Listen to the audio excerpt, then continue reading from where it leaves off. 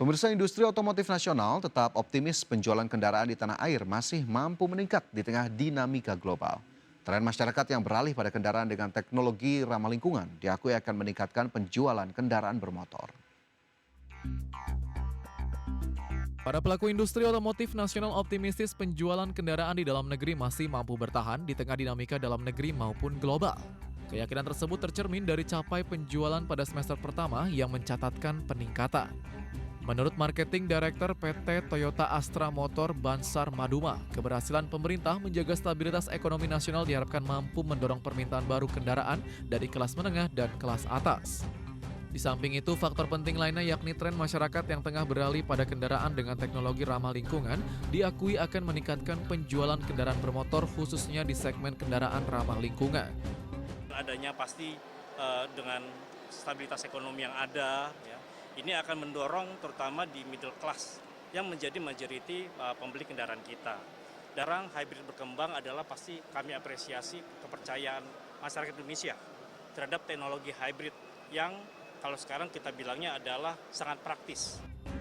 Para pelaku industri berharap pemerintah kembali menggelontorkan sejumlah insentif untuk industri otomotif khususnya kendaraan hybrid sehingga mampu memperluas akses masyarakat terhadap kendaraan berteknologi ramah lingkungan. Jakarta, Devin IDX Channel.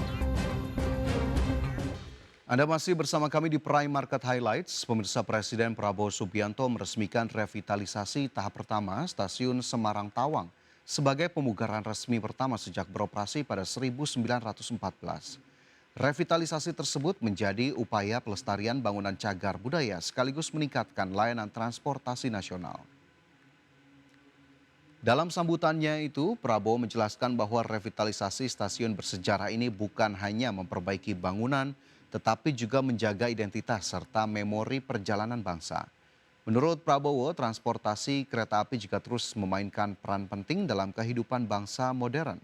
Ia meyakini moda transportasi ini menjadi bagian dari sarana logistik yang efisien dan alat pemerataan ekonomi. Usai peresmian, Presiden bersama sejumlah menteri menjajal kereta Nusantara Explorer milik PT Kereta Api Indonesia Persero. Kereta tersebut dikembangkan dengan konsep layanan premium untuk mendukung sektor pariwisata nasional. Saya ingin kereta api Indonesia berkembang dengan pesat, dengan luas, dengan besar, ya. Bangsa kita besar.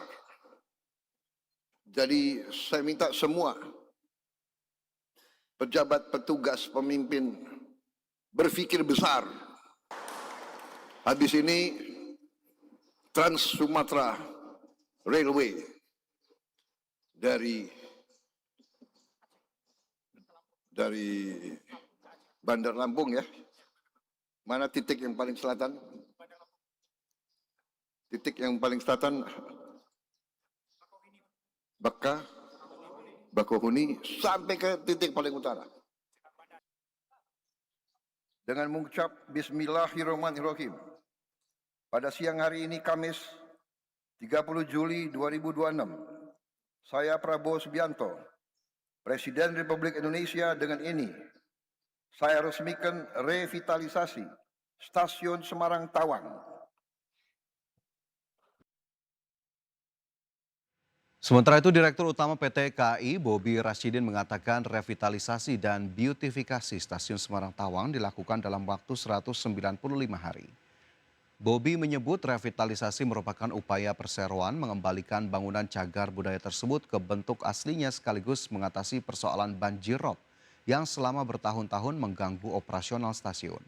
Bobi menjelaskan stasiun Semarang Tawang merupakan salah satu stasiun bersejarah milik KAI yang telah beroperasi sejak 1914 dan berdiri di jalur kereta api pertama di Indonesia yang dibangun pada 1867.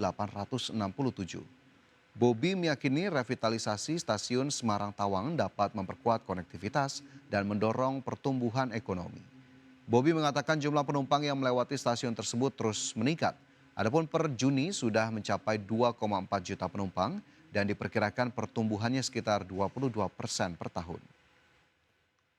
Semarang Tawang ini itu pada semester 1 kemarin itu telah melayani lebih dari 2 juta penumpang. turun dan naiknya, dan tahun lalu itu total sekitar 3,8 juta penumpang. Jadi kalau kita lihat peningkatannya itu lebih dari 22% setiap tahunnya. Ini tentunya menjadi eh, tempat yang paling strategis dan paling penting untuk mobilisasi, untuk transportasi dan menunjang pariwisata dari. Kita ke informasi lain, pemirsa. Ketua Umum Kamar Dagang dan Industri Indonesia Anindya Novian Bakri melakukan audiensi dengan Sekretaris Kabinet Teddy Indrawijaya. Dalam pertemuan tersebut, keduanya membahas sejumlah isu strategis terkait penguatan sinergi antara pemerintah dan dunia usaha untuk mendorong pertumbuhan ekonomi yang inklusif, berdaya saing, dan berkelanjutan. Salah satunya terkait pengembangan industri kendaraan listrik nasional sebagai tindak lanjut arahan Presiden Prabowo Subianto dalam mendorong lahirnya motor listrik nasional. Pertemuan juga menyoroti penguatan industri kendaraan listrik pasca peresmian pabrik bus dan mobil listrik PT Vector Sakti Industries di Magelang oleh Presiden beberapa waktu lalu.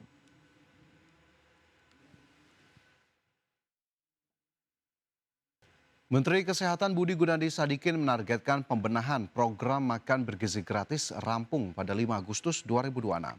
Pembenahan ini mencakup penetapan sasaran penerima, standar menu bergizi, percepatan operasional satuan pelayanan pemenuhan gizi, hingga riset untuk mengukur dampak program.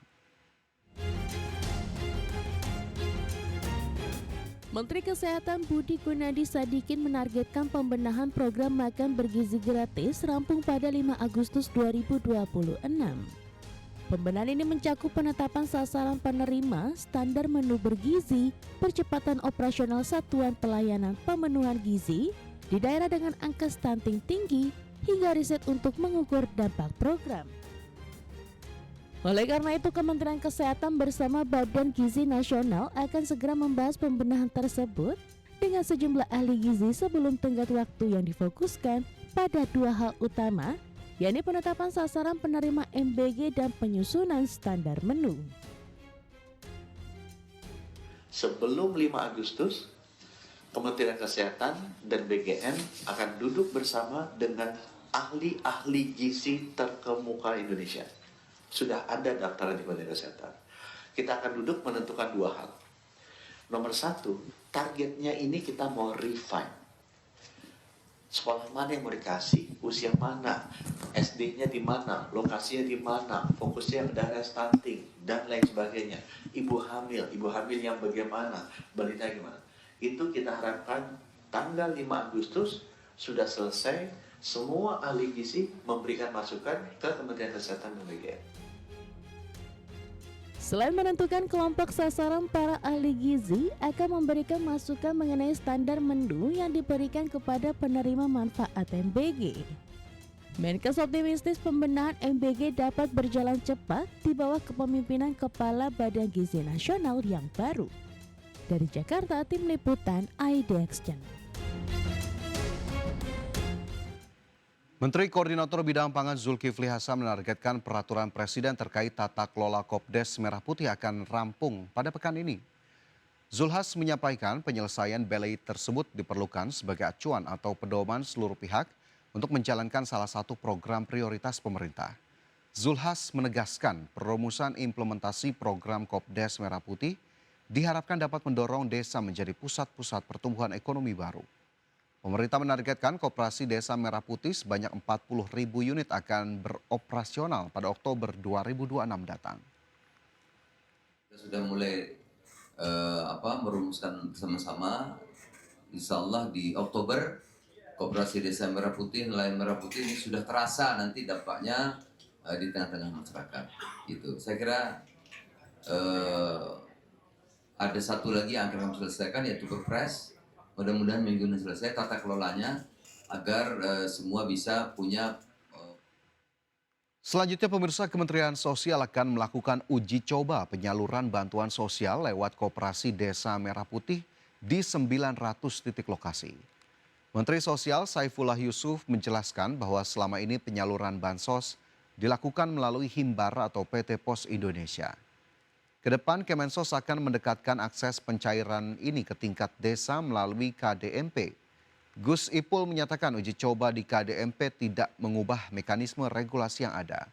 Bank Himbara akan ditugaskan untuk membuka perwakilan di gerai KDMP sehingga data penerima manfaat tetap dipegang dan diproses oleh bank. PT Pos Indonesia juga tetap memiliki peran krusial khusus untuk target masyarakat di daerah 3T dan penerima manfaat dengan kondisi khusus seperti lansia atau penyandang disabilitas berat, di mana PT Pos Indonesia bertugas mengantarkan bansos secara langsung ke rumah penerima manfaat. Yang ketiga, penyaluran bansos nanti secara bertahap akan dilaksanakan di KDMP, dan yang terakhir adalah pembelanjaan kebutuhan pokok bisa dilakukan oleh keluarga penerima manfaat di KDMP di tempat tinggal masing-masing. Ini tentu mendekatkan layanan, akan lebih